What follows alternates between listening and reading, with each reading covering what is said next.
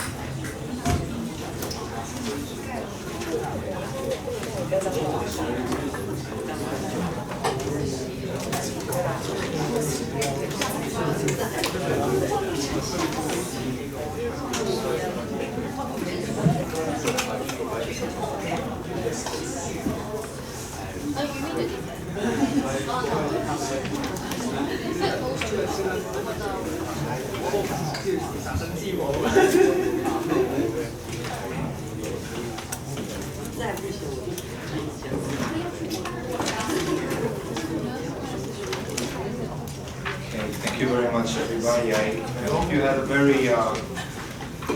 very nice lunch break, and also a very good second session this morning. I know that the session in this room certainly was very interesting. We had a very nice discussion. I hope the same was true in the other parallel sessions. So I knew I would be chairing, but not that I would be chairing the whole day, but turns out so my pleasure. We have our second session of keynote speeches for today. And again, it's just really nice to have friends from other local universities and also regional universities with us here today. Now, I think we're switching a little bit in terms of our discussion for these two keynotes, but we're very much still talking about, obviously, Greater Bay Area. We're talking about issues around welfare and welfare regimes. We're talking about issues, I'm sure, to do with technological progress, technological change, and so on and so forth. So first off, I would like to invite Professor Lin C. S.George from the University of Hong Kong to talk to us about governing the growth and the redevelopment of cities in the Greater Bay Area. You can see the title on the screen, Megaevents, Urban Renewals, and the New Model of Chinese Urbanism. Professor George, very welcome.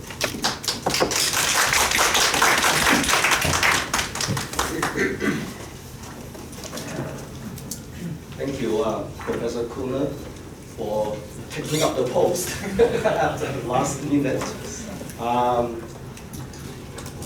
In the West, we usually start the talk with making a joke, but in many places in China and East Asia, we usually start the talk with making an apology. So I think that I'll adopt the Chinese way of making an apology. That I just traveled back from the US after spending 1 week there, directly from New York. So it's an 18 hours long haul flight, and my eyes and also my nose suffer from allergies.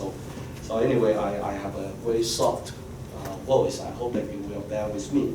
Anyway, it's a great honor, a great pleasure to come to join this very inspirational and stimulating conference. To me, it's really a learning opportunity.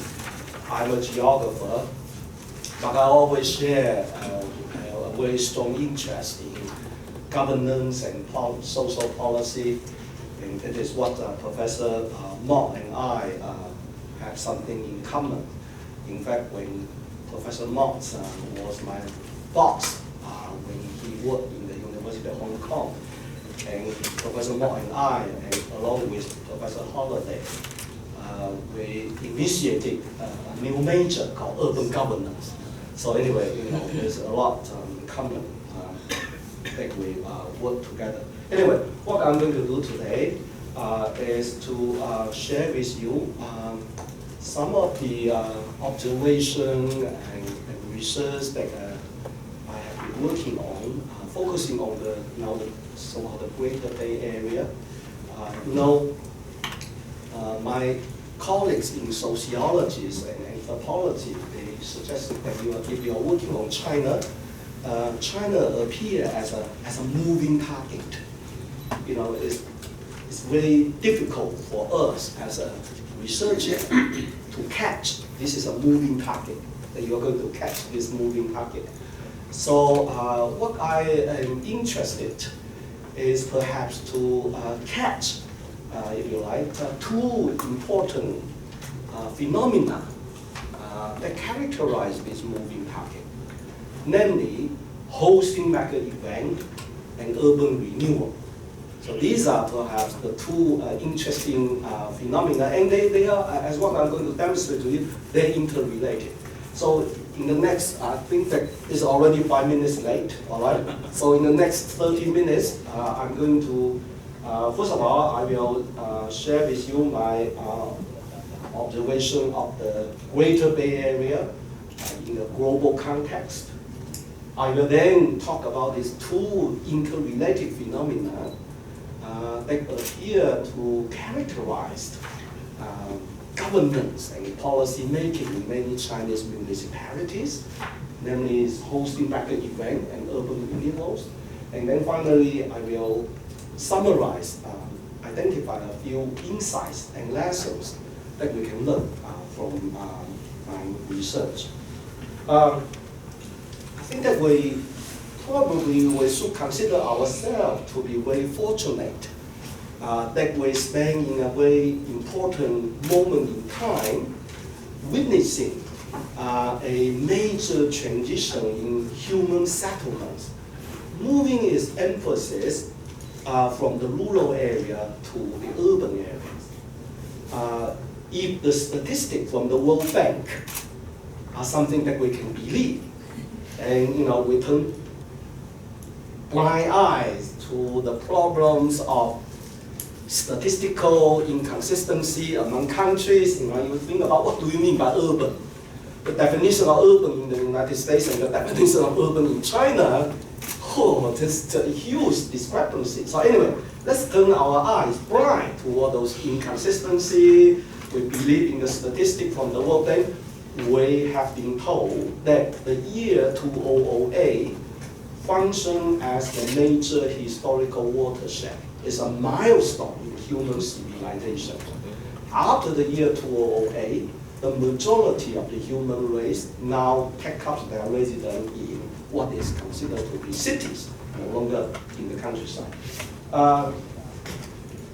This is also a very interesting moment in time when there's a major shift in terms of the center of the gravity of human settlements. The one in the bottom represent people who live in the rural area, right? Now, after the year 2008, you can see that the center of gravity no longer takes its place in the countryside, rather it shifts to the urban areas. That is one point. The second important point is that within the urban settlement, you can see that the center of gravity no longer resides in the developed countries, is now shifting to the less developed countries. Thirdly, this is also a very important moment in time when we witness the emergence of new type of human settlements, the so-called megalopolis, or mega-city regions. It appears in the United States, it appears in China, it appears at the global scale. And you can see that there is a geographical tendency that many of these mega-urban regions, they tend to be located in the coastal zone. And this is what makes the concept of the Greater Bay Area so attractive, so popular. You can see that very clearly there is a tendency, a geographical tendency there. All right, so what does this mean? How and why has this come into being?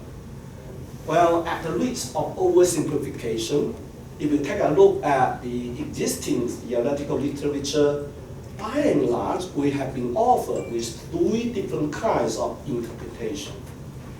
First of all, we have perhaps the conventional wisdom that people will argue that, well, the result, the reason why we observe this transition from the rural area to the urban area, the emergence of mega-urban regions, is nothing more than the result of the operation of the agglomeration economy.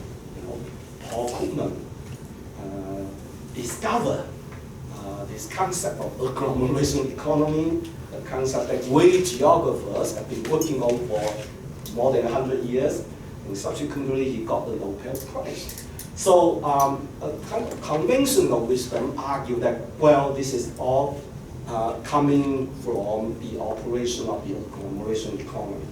Second, we also have an argument that, well, if you take a look at what characterizes the current political ideology, decentralization, privatization, liberalization, freedom, this is the idea of neoliberalism. That, well, it's nothing more than the result of the interaction or reformulation of the relationship between the state, the hollowing out of the state, and the market, the rolling out of market forces. This is the second interpretation. And finally, of course, we have the new Marxist, or the radical interpretation, arguing that what we have observed is nothing more than the result of the imperative of capital accumulation, endless capital accumulation. Now, I'm critical. Well, if you take a look at the Chinese literature, literature about Chinese urbanization, we also have heated debate. On the one hand, we have scholars who argue that Chinese urbanization, urban development, this has been made possible because of market reform, the open door policy. Yeah? In other words, urbanization is led by the state. We also have other scholars who argue that no, it's led by the market. China is characterized as going through a market transition process. And then lately, my colleagues from Berkeley, Professor Yu Tianxing, argue that actually it's not like urbanization is led by the Chinese state.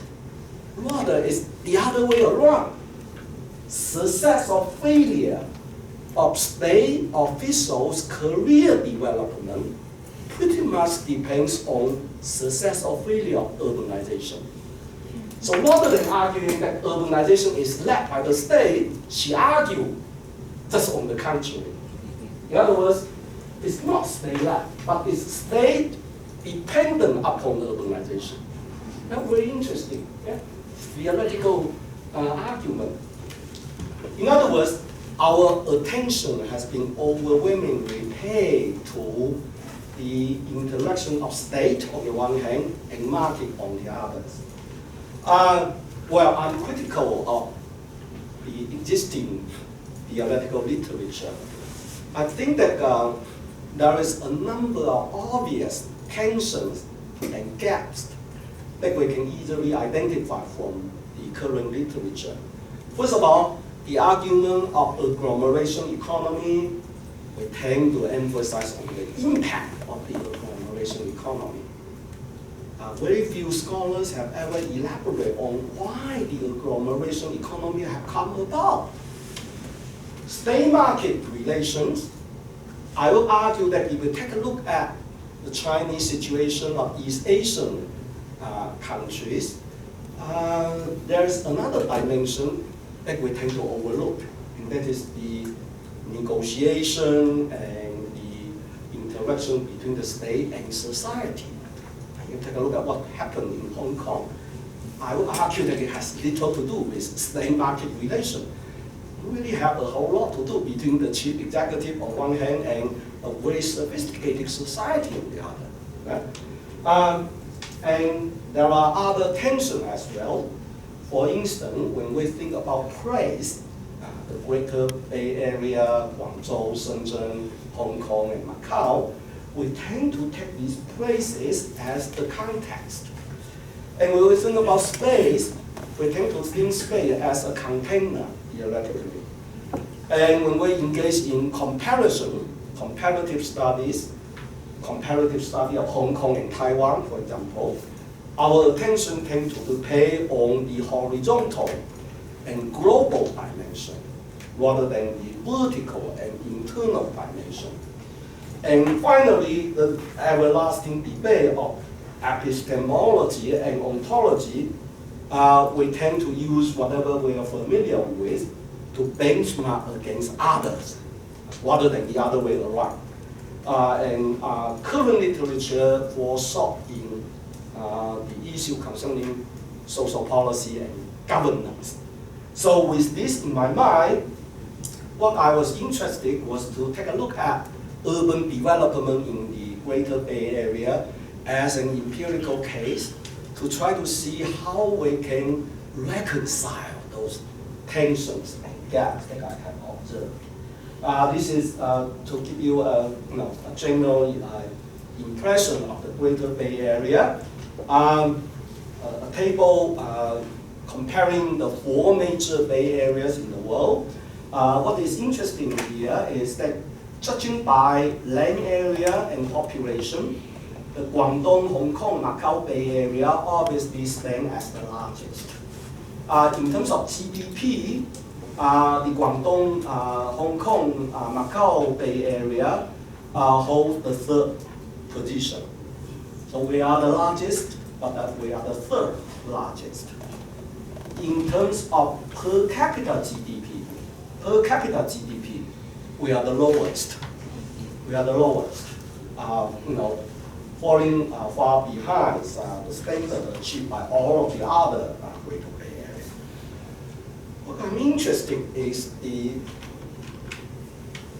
dramatic changes of the urban landscape in the Greater Bay Area. This to give you a reflection about the historical image of cityscape in the Greater Bay Area. Cities in China, they are the socialist cities. Socialist city has a cityscape significantly different from a capitalist city. In a socialist city, there is no CBD. The center of the city is what it looks like here. This is what characterizes the cityscape of a socialist country. A socialist city is also characterized by standardization. Yeah? Standardization. Uniform standardization of housing. In capitalist economy, if you think about Hong Kong, you say that I live at the top of the peak. I live in Repulse Bay. What does that tell you? It tells you I'm prestigious, I'm rich. If I really live, I don't know, some Shui Po or Hong Kong, well, then you get an idea that, well, certainly you are not super rich. Right? In a socialist city, it doesn't really matter. Whether you live in location A or location B, it doesn't carry you with any label of rich and poor. That is a socialist city. Now, that has been changing all the time in recent years. This was what it used to be. This is what it is observable, visible now. Socialist city is also characterized by the dominance of industry. Many of these industries are state-owned. Right? This was what it used to be. This is what is now. This was what it used to be in the socialist city before, after. So my interest is number one, how do I make sense of the emergence and the transformation of the urban landscape observable in the cities of the Greater Bay Area today? What have been the processes and what have been the consequences of the growth and transformation of cities in the Greater Bay Area? And then finally, what important insights and lessons that we can learn? To answer these questions, I focus on two interesting characteristics that many of the Chinese municipal governments seem to share in common. The first interesting characteristic is using hosting mega event as an important instrument to possibly maintain high economic growth. I visited China frequently and I talked to many Chinese municipal officials and planners, and I was told that if you happen to be a mayor or a party secretary, what is important is that you need to find what the Chinese call 抓手, handles. This was something that I learned when I visited Shanghai. They said that, you happen to be the party secretary or the mayor and you have about 5 years and you are hoping that you will get promotion later on, you need to do something. And the most important way for you to make a big difference in a short period of time is to find what they call a 抓手. This is like a key to open the door, 抓手. And what is this 抓手? Hosting mega event. So you have the Beijing Olympic, Shanghai Expo, and then the Guangzhou Asian Games. Now, what is interesting is my hypothesis is that in the case of China, particularly in the Greater Bay Area, you are trying to maintain a high growth. What is the growth rate of the Chinese economy at the moment? 6.2%. Well, then many people already argue that, well, in comparison with the record last year, this is a significant decline. Beijing authority immediately defended. He said that, well, this is true. It is not as high as what happened last year, but it remains the highest in the world. In other words, you are under constant pressure to make sure that the municipal, that the urban economy maintain a high growth without falling down. Without falling down. How do you do that? Hosting mega event. Now, if you take a look at this, this is another conceptual image thing.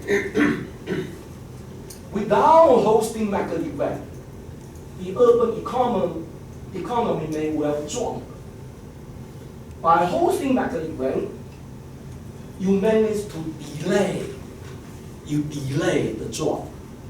You extend the cycle of economic growth and decline as far as possible. All right. Okay. So that is the hypothesis. All right. So let's take a look at what happened in reality. The Guangzhou Asian Games. Take a look at these figures. All right. How much has been invested in this mega event of hosting the Asian Games in Guangzhou? There are two different kinds of estimate. The first kind of estimate is the money, the capital invested directly related to the Asian Games. All right. So this is the figure that I have quoted here. Directly invested in the mega event, 120 billion yen. Take a look at this 120 billion yen. Of which only 6.3 billion yen got invested into stadiums and sports facilities.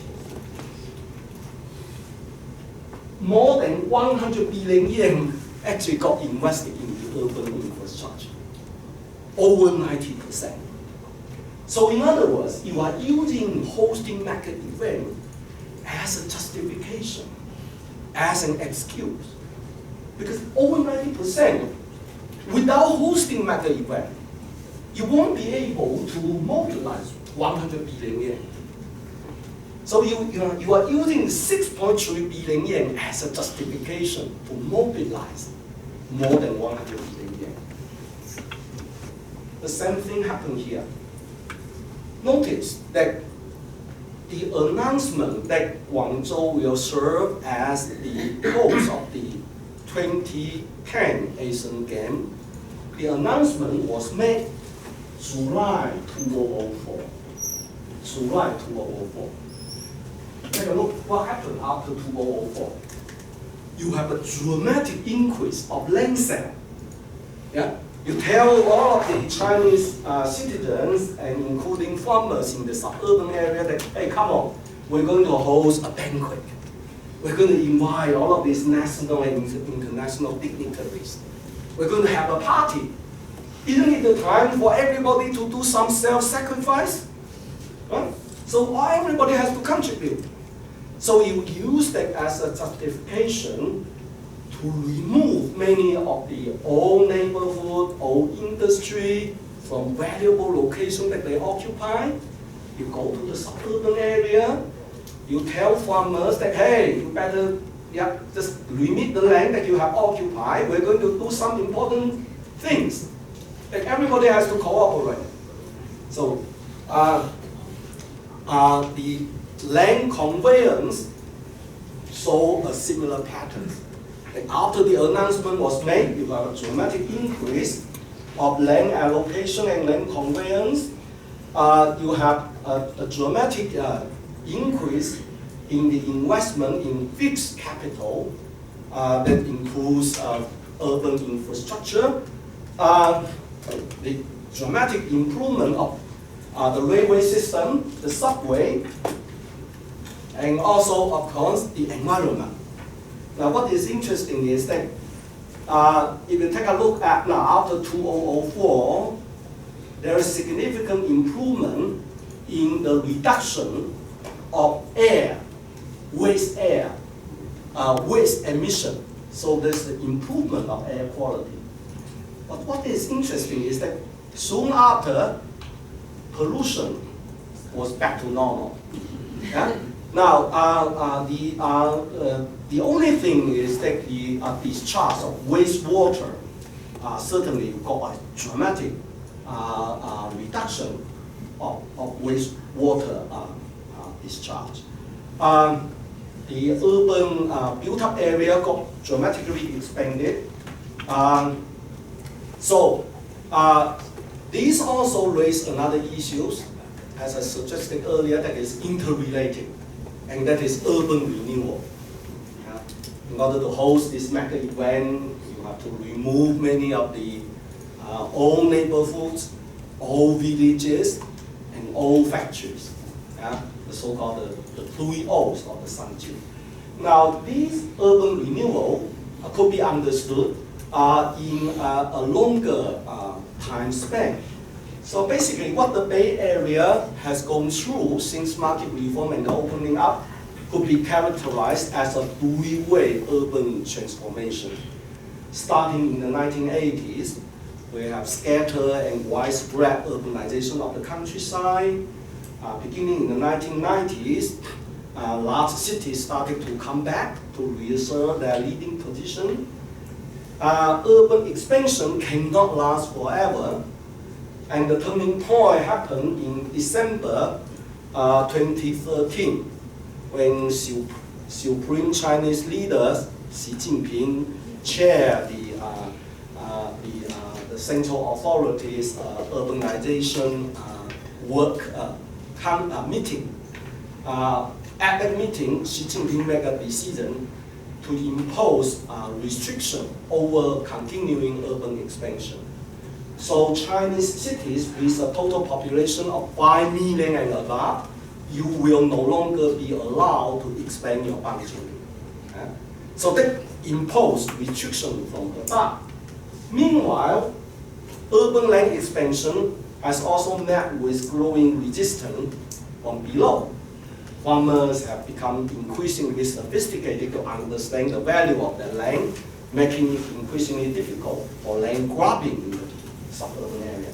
So the result of these two new developments from above and from below move Chinese municipal government to turn out